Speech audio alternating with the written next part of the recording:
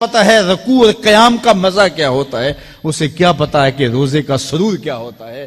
تو اگر ہم اپنے دل کے میل اتاریں گے تو دل کی آنکھیں کھلیں گی، تو پھر زندگی کا لطف آنا شروع ہوگا، پھر پتا چلے گا اسلام کیا ہے، پھر پتا چلے گا دین کیا ہے۔ اللہ اکبر۔ اسی لیے قرآن نے کہا من کان فی ھذہ اعمی فہو فی الآخرۃ اعمی واضل سبیلا، جو دنیا میں اندھا رہا کل قیامت کے دن بھی نابینا اٹھایا جائے گا۔ اس سے ان آنکھوں کی بے نوری مراد نہیں ہے، دل کی بے نوری مراد ہے۔ اقبال نے کہا تھا دل بینا بھی کر طلب خدا سے، کہ آنکھ کا نور دل کا نور نہیں، آنکھ کا نور اور ہے، دل کا نور اور ہے۔ تو جس طرح آنکھ بے نور ہو جائے، آنکھ پر دھند، جالا، ککرے اور سفید اور کالا موتیا اتر آئے، تو ہم سب کچھ بیچ کر کے بھی آنکھوں کا نور خریدنے کی کوشش کرتے ہیں۔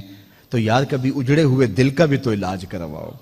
علاج تمہارے گھر میں پڑا ہے، راتوں کی تنہائیوں میں اٹھ کے قرآن پڑھو اور ساتھ رویا کرو، دیکھنا دل کے میل اترنے شروع ہو جائیں گے، اور دل کے پردے سے وہ غلاستیں جب اتریں گی تو پھر پتا چلے گا کہ دل جمال یار کیسے دیکھتا ہے، دل کی دنیا کیا ہے۔ وچئی بھیڑے وچئی جھیڑے وچئی ونج مہانے ہو، 14 طبق دلے دے اندر تمبو وانگو تانے ہو، پھر پتا چلے گا یہ دل دنیا کیا ہے۔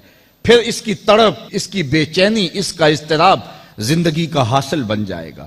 پھر زندگی کی بے چینی، دل کی بے چینی اور دل کا محبوب کی یاد میں تڑپنا تمہیں سرور دے گا۔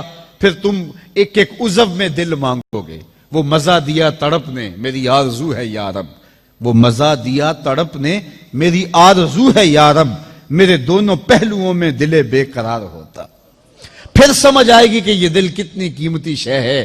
اللہ نے بدن میں آنکھیں بھی دو رکھی ہیں، کان بھی دو رکھے ہیں، ہاتھ اور پاؤں بھی دو رکھے ہیں، لیکن دل ایک ہی رکھا ہے، اور دل عرش اللہ ہے، اللہ کا عرش ہے۔ پھر پتا چلے گا۔ تو آئیے دل سے زنگ اتاریں، میل اتاریں، دل مصفا ہو، دل خوبصورت بن جائے، پھر دل کی کشکول پھیلا کے پھر عرض کریں ہر تمنا دل سے رخصت ہو گئی، اب تو آجا، اب تو خلوت ہو گئی۔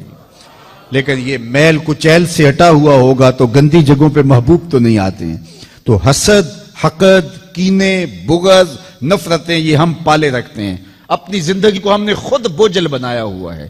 میاں حسد کرنے سے محسود کا کیا ہوگا؟ ہم اپنے آپ کو تلخی میں مبتلا کیے ہوئے ہیں۔ بغض رکھنے سے مبغوض کا کیا ہوگا؟ ہم اپنے آپ کو بوجھ میں مبتلا کیے ہوئے۔ تو اپنے دل سے یہ سارے بوجھ اتار کر کے جب دل کو مصفا اور مزکا کریں گے تو پھر دیکھیے کہ دل کے آئینے میں کیسے جمال یار دکھائی دیتا ہے۔ تو اس دل کی اصلاح ہوگی کثرت کے ساتھ قرآن مجید کی تلاوت کرنے سے۔ تو راتوں کی تنہائیوں میں اٹھ کے قرآن پڑھو، دیکھنا کہ کیسے دل کے زنگ اترتے ہیں۔ بعض لوگ بڑی عجیب خبر سناتے ہیں، میاں تمہیں کیسے پتا؟ وہ کہتا ہے میں رات اچانک نیند نہیں آ رہی تھی تو ایک چینل کھولا تو اس میں یہ خبر چل رہی تھی، تو میں نے کہا تجھے نیند نہیں آ رہی تھی، تو نے چینل کھولا، کاش تو قرآن کھول کے بیٹھ جاتا، تجھے وہ دکھائی دیتا کہ تیرا اندر تیرا باہر روشن ہو جاتا۔ تو راتوں کی تنہائیوں میں اٹھ کے قرآن مجید پڑھنے کا مزاج پیدا کریں، اپنی صبح کا آغاز قرآن مجید کی تلاوت سے کریں، اپنے دن کو سمیٹیں، سونے کی تیاری کریں، سورہ ملک سے اپنے معاملات کو سمیٹیں۔ یہ چند دن کر کے دیکھ لیں۔